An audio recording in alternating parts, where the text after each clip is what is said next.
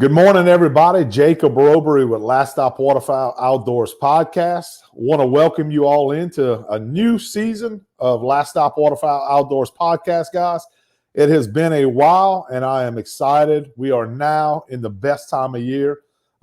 Many of you would agree, hunting season. We have now entered hunting season here in the South, and many of you are kicking off several seasons up north right now. And guys, I love this time of year, I have to admit, but it's so glad to be back with you. Thank you all for joining. We have a great show for you guys that I think you're really going to enjoy this week. We have a special guest that I think you guys are going to enjoy. One of our good friends from down the bayou right here in Louisiana has a lot of waterfowl experience, guys, and we are looking forward to introducing you to him on the show. We're going to do that in just a minute. But, guys, just wanted to wish you all the best. I know we have been through a lot here in Louisiana over the last several weeks. With Hurricane Ida coming through, a lot of people here have been through quite a bit. And we are now in the rebuilding process, guys. It's unfortunate that it's just around the time where hunting season's kicking up. And I know a lot of you guys are going to be occupied trying to get your lives back together as far as getting your homes back together. A lot of you have camps down in South Louisiana that are going to need rebuilding. But the good thing is, guys, we're going to get that stuff done. We're going to come back stronger than ever. One thing about Louisiana, guys, is that our people are just resilient down here. And it's something that we are accustomed to over the years growing up in Louisiana. And experiencing hurricanes and going through that type of stuff. But you know what? We're going to build it back stronger, and it's going to come back better than ever. So we're going to push forward, and we're going to get through it, man. But I want to thank a lot of you who follow the show. You've contacted me to check on us to see how things are going down here in Louisiana. And for that, I'm very grateful. And I know several of you have reached out in ways that you could help and contribute where needed down here. And there's been so much good that has come out of this after the storm. You know, it's just something that really touches my heart, and I'm really excited to see what the future holds. But like I mentioned, hunting season's here, guys. We are now opening up, teal season here in Louisiana. It's in full swing. We are now, today's Sunday, we are wrapping up the second full weekend of teal season here in Louisiana. And if you listen to our bonus episode we did about a month and a half back, we were giving you guys an update on all the reports that were coming out of the prairie potholes and the breeding grounds up north. And the conditions weren't looking very good. They're experiencing one of the worst droughts that we've ever seen, in many, many years. And the forecast from what the experts were saying is not very good. So, fast forward now to where we're in, the second weekend of teal season wrapping up now. We have one more week to go. We've already experienced one cold front that came through early, which is unusual for us, that pushed a good bit of birds down, a good bit of blue-winged teal down, which we'll give you guys a report with the guests that we have on this week to give you some in-the-field reports of what he's seeing, what they're experiencing, and so on and so forth. But so far, guys, it has been a pretty successful teal season. So without further ado, I want to hop right into it with everybody this week. I want to welcome to the show. We're going to try to pull him in here in a second. But our guest this week that we have on with us, guys, is Mr. Roland Cortez from here in South Louisiana. Roland grew up around Choctaw, Louisiana. And for those of you who don't know where that's at, that's right around Thibodaux, Louisiana. So we're going to go ahead. We're going to bring Roland in with us and get a report. And we're just going to talk duck hunting, man. We're going to talk teal season so far, how it's going, and so on and so forth. So let's see if we can get him in, guys. Just bear with me a second here, okay? Good morning, Roland. How's it going, Jacob? Good, man. What's going on, buddy? Oh, nothing. Just another Sunday morning in the bayou. I see that. It looks like behind you, man, the weather looks good this morning. The sun's shining out there? It was earlier, just a little cloudy, a little foggy this morning, but I mean, it's just nice and a little cooler this morning. I don't know if it's because of the weather or it's just the fog or whatever, but feels a little cooler this morning. Well, that's good, man. That's got to help us in the field with the teal. I know you've been at it pretty heavy since the season opened up, and So we'll talk about that in a second, but let's kind of introduce you to the to our listeners, Roland. You've been around the waterfowl scene for quite a while, man. You've been doing it. You've been all over. But you grew up in the Thibodeau area or Choctaw, Louisiana? Yeah, Jacob. I grew up in Choctaw, Louisiana, which is a couple miles, kind of south of Thibodeau. I just say I'm from Thibodeau because everybody kind of knows where Thibodeau's at. But I was born and raised in Choctaw, and just a good little Cajun town. We're back in the swamp, in the bayou. Down the bayou, good old boys from down the bayou, man. And it's really, I agree, it's great people down there. And Roland, we were talking in the opening. I was talking about, obviously we just experienced one of what they call the worst hurricanes on record that affected us here in Louisiana, especially down south where you guys are. And how are you guys recovering from that? What have you seen from Hurricane Ida so far? Everybody's kind of recovering really good from the storm. Around here, a lot of people got hit. I was fortunate. I didn't get that much damage.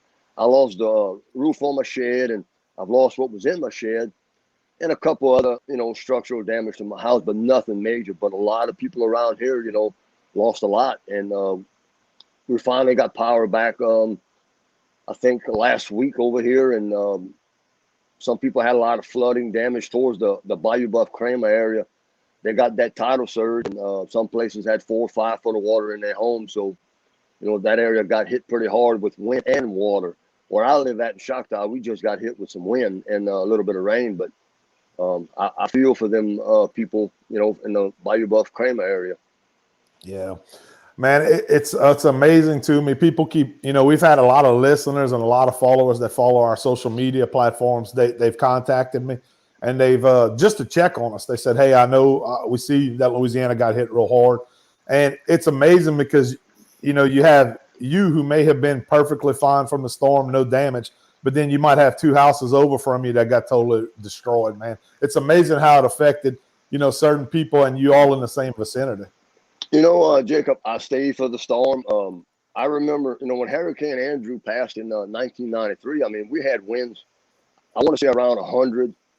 110, and I was still in high school at the time, and I stayed for this storm at my house, and I swear we had winds in Thibodeau 130, 140 miles an hour. I've never seen wind blow that hard in my life. Yeah. And I think a lot of us have talked about that. We kind of agree. That's probably one of the worst hurricanes. I'm 42 years old, Roland. I don't know how old you are, but that's probably one of the worst that I've ever stayed for and seen in person. I'm 47, Jacob, but my mom and dad were here, and they went through Betsy, in I think it was 56, and they said Ida was worse than Betsy. Really? For this area, Thibodeau, Houma, Chackbay, Choctaw, Kramer, Racer, Lockport, all that stuff down the bayou got hit really hard with this hurricane. Yeah, it sure did. One great thing I mentioned in the beginning of the show, Roland, is Louisiana is resilient, though, man. We have people down here. We grew up generations. We kind of used to it. We go through this type of stuff, and we bounce back, man. We have a lot of help that has come in from out of state with all the linemen that are out there working. They're all over the place right now. And we're so thankful for those guys because they're helping get the power back on, getting trees cut, all of that type of stuff, man. So one thing I noticed, Roland, from this particular storm is the amount of trees that were knocked down, man. We're not going to have a hard time finding firewood for the camps this year. Yeah, that's true. And there's trees everywhere down, and being that we're getting towards the end of September, I'm starting to think about squirrel season, and it's not looking too good for the squirrels with all these trees down. A lot of them squirrels are going to be on the ground eating. Yeah, you do see that. A lot of them nests got knocked down, and I'm a big squirrel hunter, man. That's growing up in Evangeline Parish where I grew up at. That's a big tradition for us, opening weekend of squirrel season.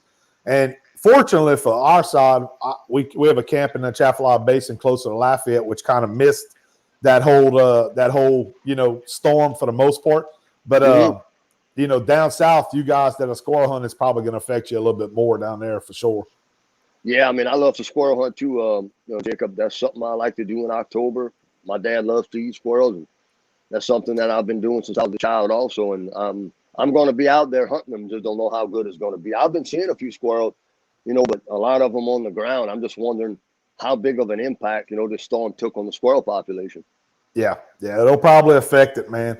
There's no doubt, especially the reproduction, the crop of next year. You're going to probably see it at that point in time, Yeah, I think you're right on that one. Well, Roland, you and I got to know each other. We kind of followed each other on social media. I know you have a big social media presence, man. If you guys haven't or aren't familiar with Roland, you need to check him out. He's on Instagram, Facebook, all the social media platforms. He does a lot of social media activity on there and has some really good, pictures, videos, that type of stuff from, waterfowl hunting, whatever it may be. And Roland, that's how we got to know each other. And you and I kind of struck up a conversation on social media. And we've been talking a while about getting together and doing a podcast. So, man, I'm glad. First of all, I appreciate you taking the time to come on with us this week. I know it's something that we've been talking about for a while, so I'm very glad to have you on. I think the listeners are going to enjoy your knowledge and what you got to say, man. So I wanted to, first of all, thank you for coming on with us this week.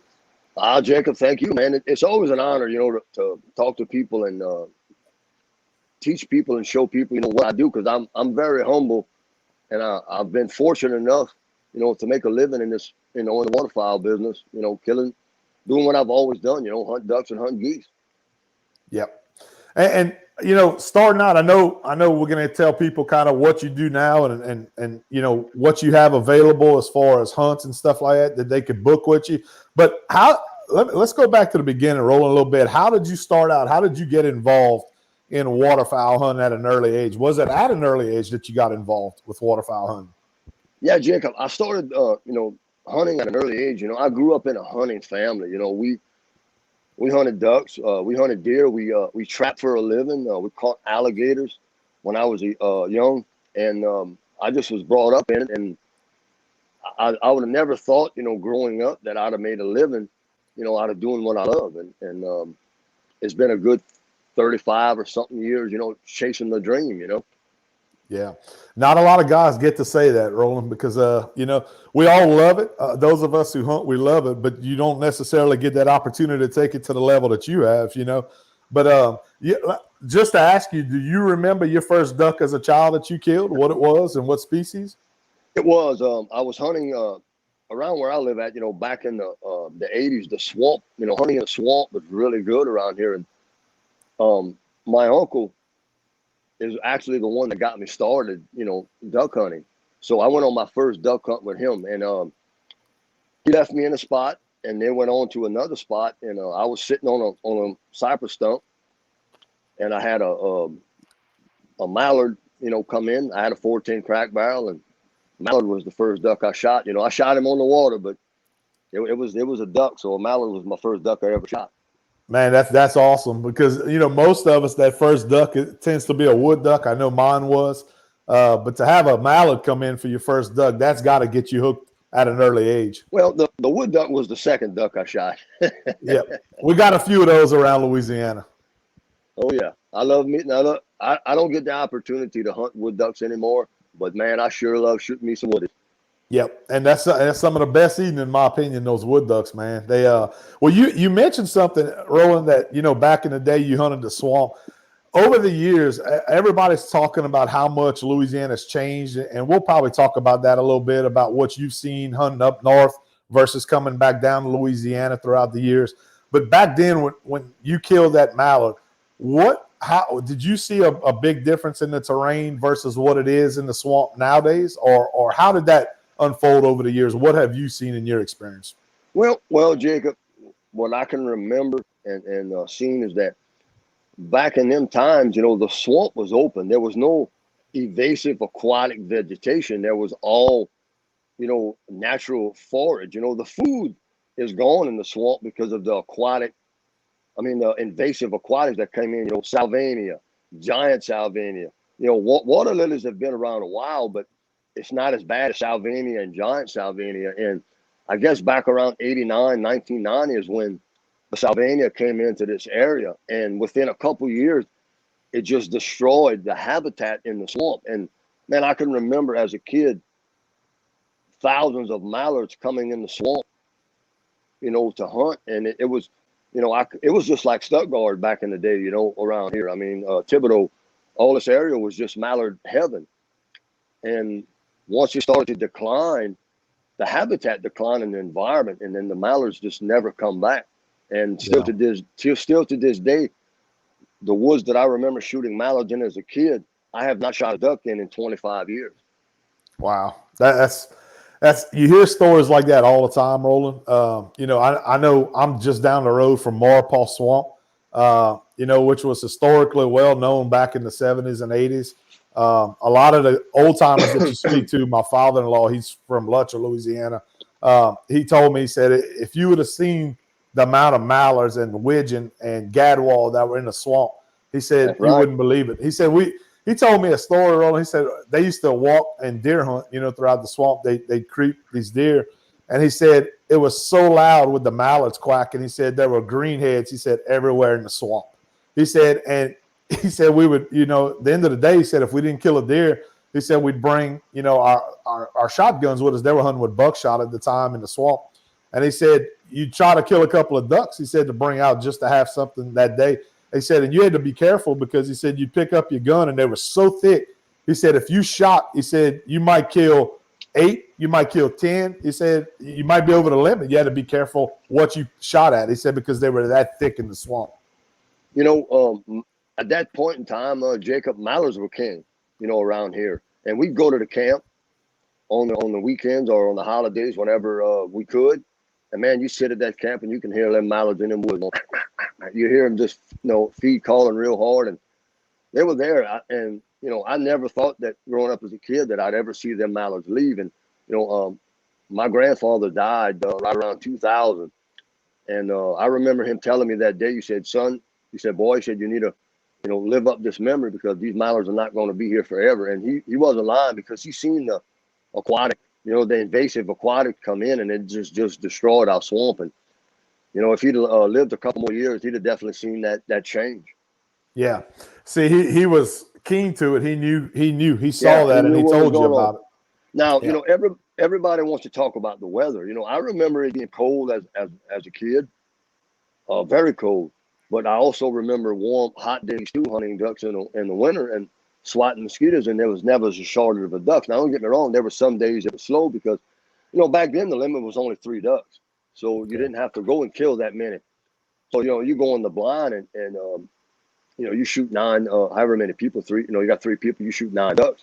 And most of the time you shoot, everybody would want to shoot mallards, so we shoot just greenheads. And there was just never a shortage of ducks, but I do remember, hunting when it was hot. Yeah. Yeah, we were talking about that. I was talking to a guy at work yesterday, and we were talking about squirrel season coming up. And he told me, he said, Jacob, I remember squirrel season opening weekend. He said, having a coat on, he said, building a fire. He said, it was cold. He said, and it seems like we haven't got that in quite a while. He said, several years, Now we might get lucky. We get a little cold front or cool front come through, and it might drop down into the 60s at night, maybe the high 50s. Around October, but I don't remember the last time I actually had a jacket or a coat on for opening weekend of squirrel season. So it's changed. You notice the changes since we were kids, for sure. Yep. But that's just part of it, I guess. Things have changed, and we talk about that as hunters all the time. But it's interesting to go back to those old days where you hear those stories about the ducks being in the swamp and how thick they were, and to see the change over the years. With the invasive species, it's really sad to see what it's declined to. But in your opinion, Roland, is that something that us as a state here in Louisiana, we have an opportunity to combat the invasive species? Or what's your thoughts on that as far as how do we eliminate that problem? Or is it something that we can eliminate possibly? Jacob, I don't know if we can eliminate the problem of it because it's so bad now. What was once open water is now land, and that salvania, after a while, it produces a plant, and then it makes, that plant produces like a mud, and it makes what's called in French a floton. And then that floton will cover that whole marsh, that whole swamp. And that's what happened. What was once, we have pictures of duck holes that were once open water. Now it's all land. I can walk on it. So that had a lot to do with the ducks. And look, it didn't take long for them ducks to figure out that this was going on. And within a couple of years, them ducks were gone. I mean, there's no more. They never came back. Now, Yeah. still to this day, I wonder where all them mallards went because they didn't go to the marsh. So, I really don't know where all the mallards went that used to come here. Do you think that you're seeing those mallards just not make their way down to Louisiana? They're staying more north? Because now, we've talked about this, you and I, a little bit through social media. You hear all the stories about the ducks not making it down to Louisiana like they used to. They're stopping ducks up north, all this type of stuff. And there's a million theories on all that type of stuff. But, I mean, if you're not seeing them like we used to because of the invasive species down here, we're not seeing them make their way to the marsh like you mentioned. I would only assume that they have to be staying up north or in the mid part of the flyway. Yeah. Jacob, with the habitat and the environment deteriorating, in Louisiana, I don't quite know if Louisiana can, hold, that many ducks like they used to. The coast is steady, washing away. And I'm just wondering, weather has a lot to do with duck migration. And by us having these mild winters, these ducks are staying further and further north. And, farming for ducks is a big practice now up north. And a lot of places now that farm for ducks didn't farm for ducks 25 years ago. And them ducks don't have to come to Louisiana no more. And a duck has a brain the size of a pea, but he's only going to go as far as he needs to go. As far as food lets him. So if it doesn't get cold, and I'm talking snow. I ain't talking ice. I'm talking snow. If snow doesn't fall past St. Louis, Missouri, a mallard duck ain't going to go past, St. Louis, Missouri. Now you have your other ducks. One second. Now you got you back. Sorry, Roland, we lost you for a quick second there with the connection. But yeah, that's a very good point. What you said, they're not having to make their way down. They're not going to make their way down. That's just how it is. So, but can you hear me, Roland? Yeah, I can hear you. Okay, got you. I just want to check the connection, man. Make sure. Bear with us, guys. We're doing this, through internet connections, and with the storm, it's kind of affected all our internet connections just a tad bit. But well, Roland, let's kind of focus on what we're going through right now. We are now in the heart of teal season here in South Louisiana, and man, I know you've been at it every day. Now, Roland, you work. Let me just clarify. You work a full-time job, and then you also do some guiding, right? Correct? Is that what you're doing? Yeah, I work a full-time job. I work at Dow Chemical in St. Charles Parish, and during the winter, plant work gets kind of slow, so I take a leave of absence during the winter, which allows me to hunt, 100 days, a season. Yeah, that works out really well, man. That sounds like a good plan. I need to maybe follow in those footsteps for sure. Man, but them jobs come far and few in between. Trust me, it took me a long time to get that job. I hear you. That's a tough one. I know. I'm sure they lock those up pretty quickly. Well, you've been out there every day since. I mean, you pretty much, from what I've seen, me and you've been talking just about every other day or every day through social media. I know you've been out there hunting. A lot of people didn't know what to expect with Hurricane Ida coming through, like we mentioned, with teal season. Now we are in the second full week. We're wrapping up the second weekend of teal season. We have one more week ahead of us that we're gonna, and that'll wrap it up for this year. So, give us the lowdown on what you have been. Where have you been hunting? Are you guiding right now? Or are you taking people on guided hunts for teal season? What's going on in your world, and what are you seeing out there in the field for teal season? Well, Jacob, I don't guide during teal season. I just fun hunt, and I've been hunting mostly around my house. I've got some flooded, WRP, CRP fields that caught some rainwater, and it's just regular old barnyard grass that grows up in these fields. And the teal love it, that time of year. But been seeing a lot. The teal have been here. I've been getting good reports from my friends as well that have been hunting. It started off good, and which is really good. And out in the Gaydon area, the rice field areas, they've been doing really good. My buddy John, Associated with Sportsman Charters, they've been killing a lot of teal in the rice fields. The marsh hunting it's been good, but it's been a little sparse because you can't really get to the marsh because of all the damage from Hurricane Ida. So it's kind of hard to get in the marsh. So people hasn't been hunting the marsh much, but the people that have been going, they've been doing pretty well. Now, the last couple of days, it's been a little slow. I think we've seen a stall in the migration.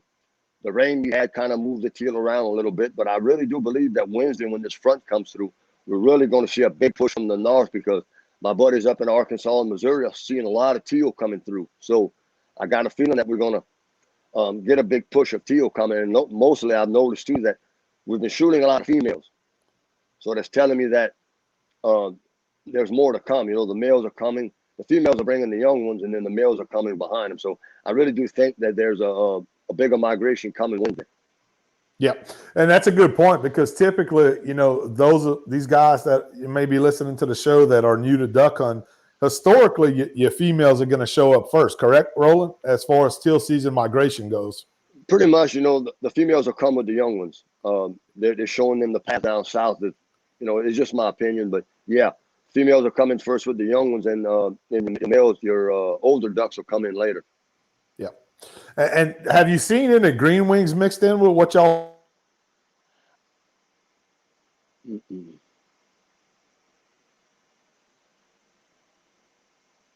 I haven't personally killed any green wings, but I've heard of people shooting green wings up, you know, in the rice fields and in the marsh, but we haven't seen it.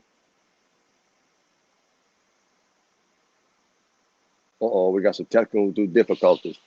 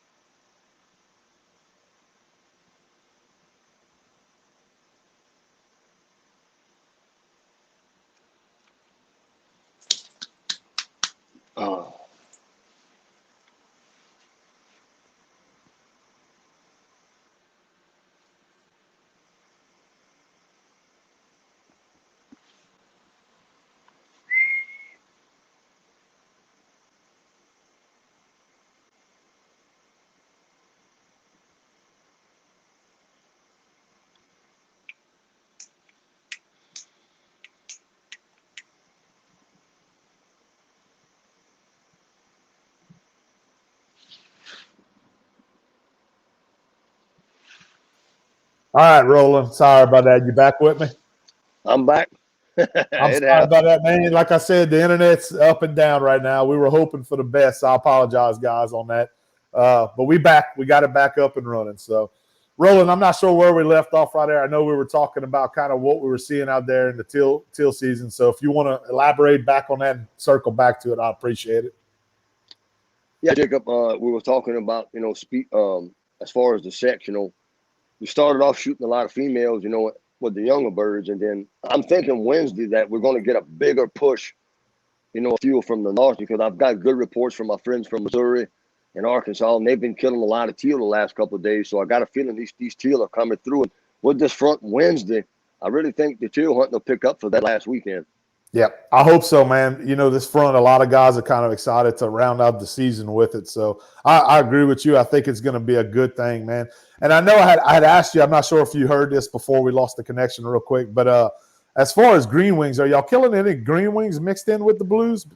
I haven't personally seen any, but I got friends of mine that are shooting green wings with blue wings, and they were telling me the last 2 days that they were seeing more green wings than out there in the field. So green wings are starting to show up. Yeah, that is that. And now, I mean, you may know better than me on this, but to me, that seems a little early in the season for green wings for the most Well, part. Is that common? I mean, is that something that you normally see out there in teal season? if I can remember correctly, I mean, I don't shoot many green wings during blue wing teal season. I don't remember it either. Most of the time it's blue wings, but every now and then you shoot a green wing. But I will say this: I know a lot of my buddies have been shooting a lot of bands. So Louisiana has been banding a lot of teal the last couple of years to seeing where all these birds are going at, and the band recovery rates are coming bad. I mean, just offhand, I know of 20 bands that have been shot. Wow. During teal season. I mean, I know one particular, my buddy John Socia, his outfit, they shot 5 bands already. Wow. And it's funny you bring that up because I have noticed several guys posting, teal that they kill with bands across the state. So that's pretty cool, man. I mean, that's an added bonus for an early season start to the season, Oh, definitely. I mean, there ain't nothing wrong with a little bling bling in the morning. That's right. That's exactly right. So, well, are you seeing, as far as other species, any other numbers that you're seeing? Go ahead, Roland. We've been seeing a few pintails, lots of wood ducks. Looked like the wood ducks had a pretty good hatch this year. Heard a couple widgeons, didn't see them, heard them. Good few mottle ducks. I'm starting to wonder if the mottle duck population is bad, because I remember, teal hunting, we used to see a lot of mottle ducks, and I find these last couple of years I haven't been seeing a lot of mottle ducks, and I'm wondering if the population is not that good. Yeah, that's a good point. You don't see nearly the numbers reported that people are seeing like you used to. One species that I have a question that I'm kind of interested to get your take on is whistling ducks, tree ducks. A lot of guys are seeing whistlers, which is not uncommon for this time of year, Roland. But like the last 2 seasons, personally, I've seen whistlers hanging around through the cold months here in Louisiana. We're seeing a lot of whistlers that are staying here year round. I see them in people's ponds, just, on the highways going to work, that type of stuff. And to where as a kid, I don't remember the whistlers hanging around year round like that. Is that something that is becoming more of a year-round species like our wood ducks as compared to what they used to do? What's your opinion on that? Yeah, man, growing up, I don't remember whistlers, hanging around in November and December. But I will say this, that these whistlers stay around all year. I'm going to tell you a story. Last year I was guiding up in Stuttgart, and we were hunting one morning, and this was probably late December. And I see a nice flock of about 40 birds come up off of a field, and I'm thinking they're geese. After you get closer, they're whistling ducks, and I'm like, man, I ain't never seen whistling ducks that late, that far north at this point in the time. So these whistling ducks are they're here to stay. I mean, and they're everywhere too. They're not just in Louisiana. I mean, there's a good bit of them in Arkansas and other states as well. And I really do think wildlife fishery needs to look at giving us a limit on these birds, because it seems like there's quite a bit around. Yeah, I agree with you, man. We noticed in it over the last couple of years. Hunting public land, which is what we hunt 99% of the time. Last year, we were seeing whistlers, like I said, in December and January. And we're able to get some in our bag limits last year. And for those of you who have never hunted whistlers or tried maybe recipes for whistlers, it's actually a very good bird to eat. They are very, very good birds to eat. So if you do end up taking some, don't think that they're a trash bird, because they're actually excellent table fare. That's right. Going back to that, they eat really well, and I was surprised too when I cooked them. They were very, very good to eat, and they were better than some of the other ducks that I've eaten before. Yep, they definitely are. They're very, very good. But I agree with you. You made a good point, Roland, is that wildlife fishers needs to take a look at it because, man, if we could come up with some sort of adding them to the bag limit, especially during big duck season and stuff, that gives us another opportunity for a bird that's staying down here throughout the year, and it definitely makes the hunts a little bit more fun, I guess, on those slow days, if you could fill a bag limit with some of those. because they are a pretty bird. And like I said, they're excellent table fare. So that's something that we do need to take a look at, and hopefully they're starting to, take a look at that. I know how government is; it's a little slow sometimes, and you know that too. So, but hopefully they're on top of that, and they're noticing what we're noticing. And the hunters, we have to give them feedback on that type of stuff. So make sure when you get those surveys and you do that type of stuff, you're making that known that you're seeing that type of stuff in the field, guys. It can only help us in the long run, I think. So. But it's interesting. I wanted to get your take on that. And you mentioned that you're seeing them up in Arkansas and stuff like that. Now, that's a whole nother thing that, a lot of people who don't know you, Roland, or maybe have heard, you've seen you on TV because you've been on, several TV shows. I know you do a lot with Bayou Wild, I believe. And you have a big event coming up soon if you want to touch base on that. I know you've been advertising that. Kind of tell the listeners what y'all have coming up. That you're going to be doing as far as a guided hunt, I think, a Cajun invasion, I think y'all termed it as. Yeah, Don DeBue and Martha Spencer are good friends of mine, and I've talked to Don before, about coming up to speckled belly hunt with me in Stuttgart, and he came last year, and we had a really good hunt. I mean, as you could tell, it was on Bayou Wild TV. We talked about doing a Cajun invasion, so this year is going to be the first annual Cajun invasion, which will be October 29th through the 31st. We're going to hunt. You're going to come in on the 29th.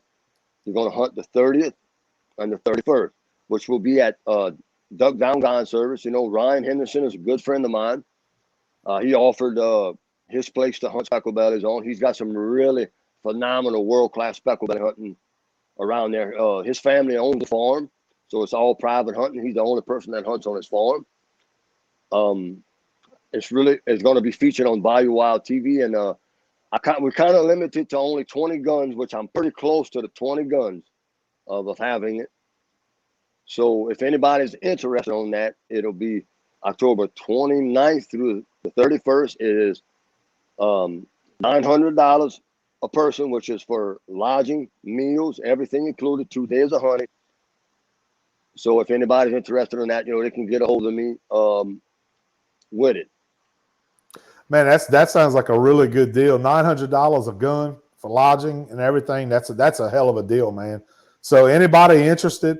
And once again, what's the best way to reach you, Roland, to get in touch with you if anybody's interested for it? The best way would be to call me at 985-414-4997. Or, you can email me at all lowercase Roland Cortez 2298 yahoo.com. All right.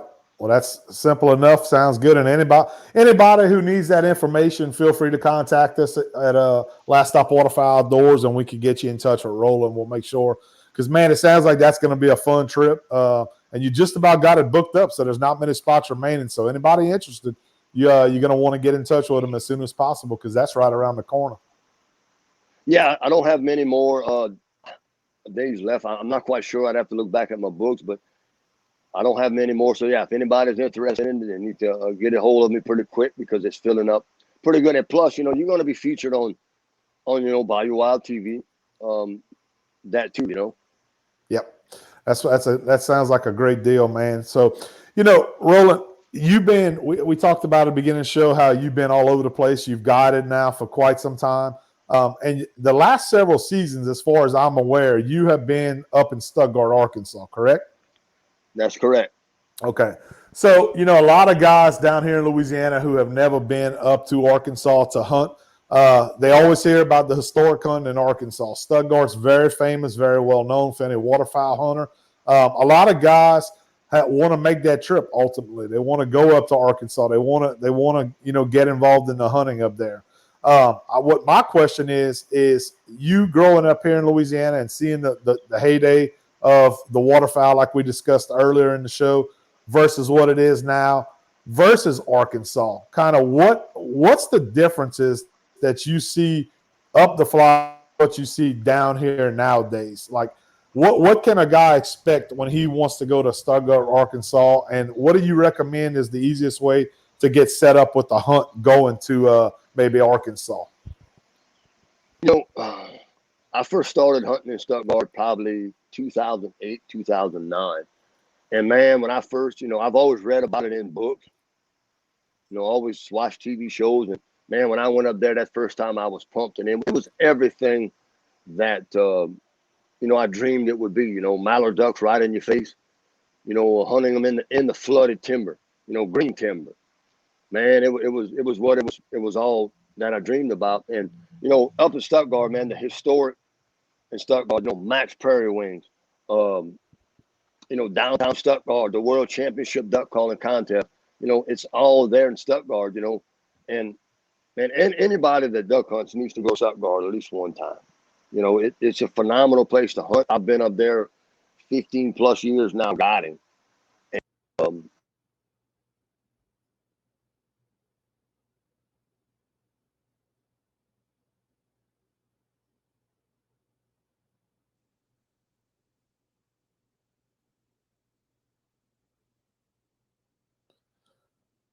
I can see you, Roland. I don't know if we lost you audio or not.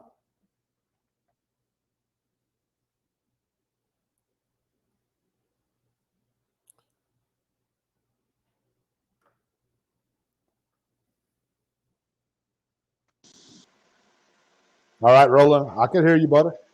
You got me? I got you. I think on both our ends, the Wi-Fi connection's a little shaky right now. Well, going back to what we talked about, man, I first started hunting up in Stuttgart, like I said, about 2008, 2009. And, man, it was everything I dreamed about, reading about in the magazine, mallard ducks in your face, in green timber. And that's what Stuttgart's known for, hunting mallards in the woods. And I've been very fortunate enough to get associated with the right people up there and get to hunt up there that long. And, man, I recommend anybody that duck hunts, they need to make a trip to Stuttgart at least one time in your lifetime just to witness the historical, aspect of Stuttgart itself. Yeah, it's very well known. It's a trip that I've never made personally, but I've always wanted to add that to my bucket list. And now my sons, they get into the age where my oldest one, he's 13 almost, and he's ready to kind of go out of state. He wants to make one of those trips. This year, we're actually looking at making a trip to Oklahoma. I know that's a big destination that's real hot over the last several years. We're looking forward to that. But, going back to Arkansas, what are the differences that you see? Do you see with Arkansas now, you starting to hear numbers of a decline kind of there? Just like we've seen here in Louisiana, it seems like the birds aren't necessarily making their way down to Arkansas quite like they used to. Is that something that you guiding over the last, however many years, you've seen a decline in the birds as well in Arkansas? Or is that something that's not really an issue that you see? Well, Jacob, when I first started hunting up there, we mostly hunted in the river bottom, which is the woods, and then we started venturing out more into the rice fields. And, man, from 2008 till about 2015, the mallard hunting was phenomenal. I mean, I was limiting out probably 80% of the time on mallards. Now, I've noticed I've been hunting in the fields now since 2015, and I've noticed a decline in duck numbers. Speckled belly numbers have gone up. Goose numbers have gone up. But my duck numbers has fallen. Usually I hunt one particular farm, and I hunt one particular blind because it's probably the best blind on the farm. And I was averaging about 1,000 ducks, a season. And but I've also noticed a decline since then. Now, this past season was the worst I've ever seen it up there because we did not get any type of push of ducks. It started off strong. I mean, I limited out for the first 9 days. And then we went into the first split. We came back into the second split, which is early December, which was good. But after that, it fell off. We didn't get any migration. Now, the goose hunt, the speckled belly hunting has been awesome up there, which is getting better and better every year. But the duck numbers are steady declining up there. And I got a feeling it's got a lot to do with the weather, but I have seen a decline, and I've talked to a lot of people up there, and it's starting to seem like they're, the ducks are just not coming there anymore. Yeah, they're kind of experiencing, for what it sounds like, kind of what we've gone through here in Louisiana. Now, yeah, I know when we talked about the decline here in Louisiana, we talked about invasive species. Is that something that Arkansas deals with like we dealing with down here in Louisiana? Or is it for other reasons that those birds may not be making their way to No, Arkansas? no, Jacob. They don't have the type of invasive aquatics that we have in Louisiana, because actually in Arkansas, when it gets cold, it gets cold. Okay. Now, the biggest thing that I see, and I'm gonna, is that pressure is what I feel is hurting up there. There's so many people that come to Stuttgart to want to hunt, that pressure plays a lot to do on duck numbers, and where they go at. And pressure management is a key effect up there. Managing how you hunt your field or how you hunt your blind in order to kill ducks consistently every day up there. Because when you don't get a big push of ducks, or you're not getting these cold fronts, these warmer winters are hurting us, up there. And I just think that the pressure and the mild winters are affecting, that Stuttgart area a lot. Yeah. That you bring up a very good point. I had a discussion with my childhood best friend this week. He's a big waterfowl hunter, big outdoorsman. He hunts like us, Roland, whatever season it is. He's typically out in the woods hunting something. But we talked about, pressure, hunting pressure with all the hunters nowadays. And, what we were discussing is that they say that the number of waterfowl hunters is on the decline. Throughout that, when they look at license sales every year, they say that number tends to be dropping. But on the flip side of that, we hunt public land, like I mentioned earlier, a lot. And it seems like every year the pressure seems to be increasing in all the public land areas that we hunt. There's more and more hunters coming to those areas. And I told him, I said, for the first several years when they started saying that the numbers of hunters were declining, I didn't believe it. And I said, you know what? That can't be, because we're seeing a lot of guys every year, more and more, it seems like, showing up. But what I've come to realize over the years, and this is just my opinion, is that what it is the amount of public land that is available to us as hunters to hunt is shrinking. We talked about loss of land a while ago. You mentioned. We talked about, aquatic vegetation, invasive species taking over. Holes that used to be open and water that used to be open is now not open. It's become land, basically, or islands. And it's just not available and not duck habitat. So what I think it is, personally, is that amount of land that we have available to waterfowl hunt is doing this. It's shrinking, therefore forcing all the hunters to those specific areas, which is why, to me, it looks like there's more and more hunters every year. So that's just my theory on it, and he seemed to agree with that. Is that something you feel maybe why it seems like more hunters are showing up on public land now in the same areas? Yeah, without a doubt, because getting permission to hunt private land is almost impossible today. So everybody that duck hunt, hunts public land, and I hunt public land also.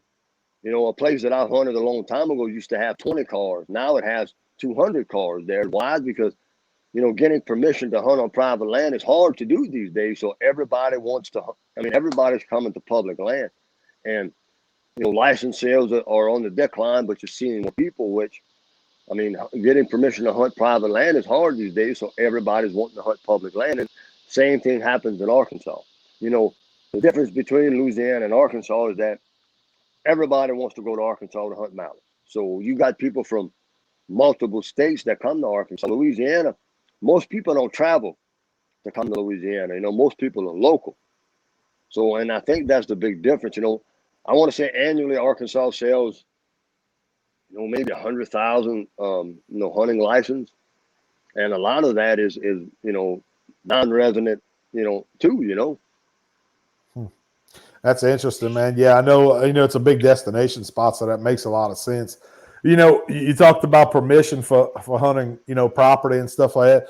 And we had some guys that contacted us last season that listened to the show, and they were talking about making a trip down to Louisiana. And they said, hey, they were from up north, in the Dakotas, actually, is where the guys were from. And they were talking about coming down to Louisiana and where would be a good place to ask for, maybe private land permission to hunt property down here if I had any recommendations. And I started laughing. I said, man, I said, that's really not something you want to do down in Louisiana. It's not, it's just, That's right. It's as good a people as we have down here in Louisiana and will help their neighbors out when it comes to hunting, property and them having public land versus private land. The people who own private land, they hold on to that and cherish it very dearly. It's not a place that you hear some of those stories like up north where you're going to come down, go knock on a door, and you're going to ask to hunt that guy's farm or rice field, whatever. I said, you'll probably get greeted with a shotgun. So it's a little different from what I hear the stories up north. But, hunting in Arkansas, is that something that you've done before? You've knocked on doors, got permission, or you kind of just always had, a setup where you were tied into that was, you had access to hunt? Pretty much, Jacob. All the land that I've hunted in Stuttgart is private property. Now, don't get me wrong, we do hunt, public land. Arkansas has some really good WMAs. I'm at this time, I'm not going to, say which WMAs I've hunted, but there is some good public land in the state of Arkansas to hunt. But yeah, I've hunted private land most of my time up there. So. Yeah, that's a good point you make there. But it's this year, from what I understand, you're going to be making your way down to Louisiana, staying home a little bit more during big duck season, if I'm not correct. Am I right on that? Yeah, I've decided to change my path a little bit. I'm going to step away from being in Arkansas for 70 days a year, and I'm going to focus more on hunting back in Louisiana, going back to my roots and just staying in the Bayou State and duck hunting more. Well, good, man. We're glad to have you down here for sure. I know you mentioned to me that you're going to be up in North Louisiana during big duck season. I think you're going to be guiding for a guide service up in North Louisiana. Is that correct? Kind of fill us in on what's going on there. Yeah, I'm going to be helping some at a guide service up in Northeast Louisiana. They're more of a higher end guide service. But yeah, I mean, I'm looking forward to that. It's a new adventure for me this year, and it's looking promising, as far as the opportunities for me. Well, good, man. We're glad to hear that. Good people have good things come to them. I've been a firm believer of that, man. And it's Roland, you as good of a guy as any that I've met before, man. And I wish you the best, and I hope it all pans out for you. And if anytime you want to come on the show, man, we'd love to have you again. I want to thank you for your time this week joining us. I hope you guys have enjoyed getting to know Roland Cortez. Great guy, excellent waterfowl hunter. And Roland, is there anything else that you'd like to, in closing, kind of leave out there, or how they can get in touch with you? Once again, as far as booking that trip, let's recap that. What's the best way if anybody's interested in the Cajun invasion? How can they get in touch with you? Let's let them know that again, Roland. Well, Jacob, if anybody is interested in the Cajun invasion hunt, like I said, I have a few spots open. It's going to be from October 29th to the 31st in Stuttgart, Arkansas at Duck Down Guide Service. We'll hunt the 30th and the 31st. Speckle bellies and, snow goose season's open. We may shoot a few Canadas. Just depends on what's in the area. But you can contact me at 985-414-4997. If anybody during the bigger duck season is looking to hunt ducks and speckle bellies, they can also contact me at that number. I can either book them with myself or book them with somebody else. And look, Jacob, it's been a pleasure, man, to be on here. I am very humble, to do what I do. And if I love, teaching people on, what I do for a living, I mean, this passion of mine or an obsession has turned into a dream of mine to hunt every day during duck season. So I'm very blessed, man, to get to do what I do. You are very blessed. I have to say that, man. And you're a good guy, like I mentioned. So anybody interested, I highly recommend giving Roland a call, shoot him a message on social media. Check out, if you're not following Roland on social media, Roland, what's your Instagram handle for guys to find you? On my Instagram, it'll be Duckman70301. Facebook, it'll be my name, and that's about it. But if anybody needs any help with duck calling, speck calling, or just wanting to know any type of information on hunting, we didn't even Jacob, step into my my duck calling background. I mean, hell, I've been competition duck calling since 1999. I've got, I got a few titles under my belt. I'm not a world champion, but I've got a few titles under my belt. I'm really good at that, and I said, if anybody needs any help in duck calling, or just duck hunting in general, I'm here for them. If they need help learning how to blow a duck call or a spec call, all they got to do is shoot me a message, and I'll definitely love to help them out on learning how to blow, a duck or a goose call. And that's a really good point you mentioned. There's a lot of guys that are new to the sport, that come into the sport, and coming in as a new hunter. You may not have those basics down on calling, and a lot of guys that I've hunted with that are new hunters. That's a good point, Roland. They kind of shy, they stray away from calling when they hunt, with their buddies because they're embarrassed to, blow a duck call or a goose call. So those of you who are into the sport, you're getting into it, you're new to it, and you don't know what an experienced guy knows or how to blow that goose call or duck call, man, get in touch with Roland. Like you said, he's the guy to talk to. He would be more than willing to help you out. And, I mean, hell, you make a great connection with somebody who's experienced and done it all in the waterfowl industry and just a good guy. So that's something that I would highly recommend to you who are breaking into the sport. So, but Roland, like I said, man, I'm so appreciative of you coming on the show this week. Thank you so much for your time. I know the guys listening to the show on a regular basis are going to enjoy it.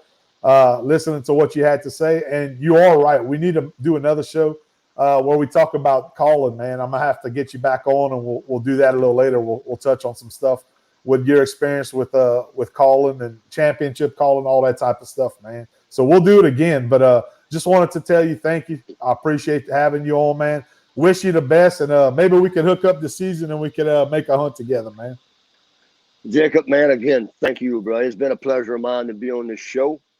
And yeah, man, look, I'd love to put you and your boys on some birds this season. I mean, look me up, man. I mean, even though we're going to hunt some public land, I'd love to put y'all on some birds, and I just want to talk ducks with you. That's it. We're going to do it, man. That's why we're doing this.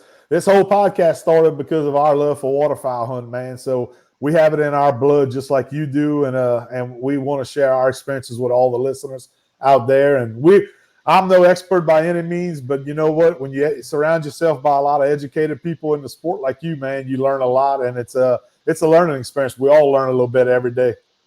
That's right, and I've been very fortunate in my life to be around a lot of good, duck and goose hunters, and man, God has blessed me with a lot of things. That's right. That's correct. Keep it in perspective. That's what I always tell my boys. Keep it in perspective.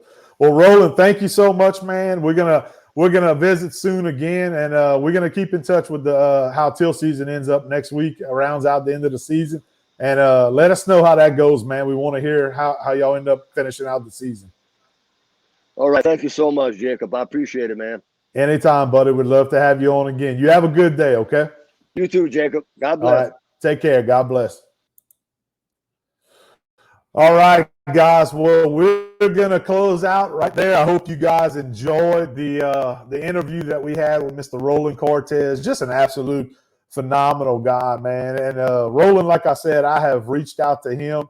He's reached out to me on social media. He listens to the show on a regular basis, follows us on social media, and we've been wanting to do this for quite some time, get together. I do apologize for a couple of disruptions in the podcast, guys. Hope you guys don't mind. Like I said, major hurricane coming. We wanted to kick off season 4 during teal season here of Last Stop Waterfowl Outdoors. We had scheduled this podcast with Roland for quite some time, and we wanted to bring it to you guys while teal season was going on. So I hope you enjoyed it. Until next time, guys, this is Jacob with Last Stop Waterfowl Outdoors signing off. And guys, if you're watching on YouTube, quick reminder, if you enjoyed this podcast and all our content, click that subscribe button so you guys catch all the podcasts on YouTube as well as all our video content that we put on there. And you can check us out if you want to stream this podcast. You can check us out on anchor.fm, Spotify, Apple Podcasts, Google Podcasts, or anywhere you get your favorite podcast, guys. Until next time, we'll see you out in the field. This is Jacob once again with Last Stop Waterfowl Outdoors. Y'all take care, guys. Have a good one.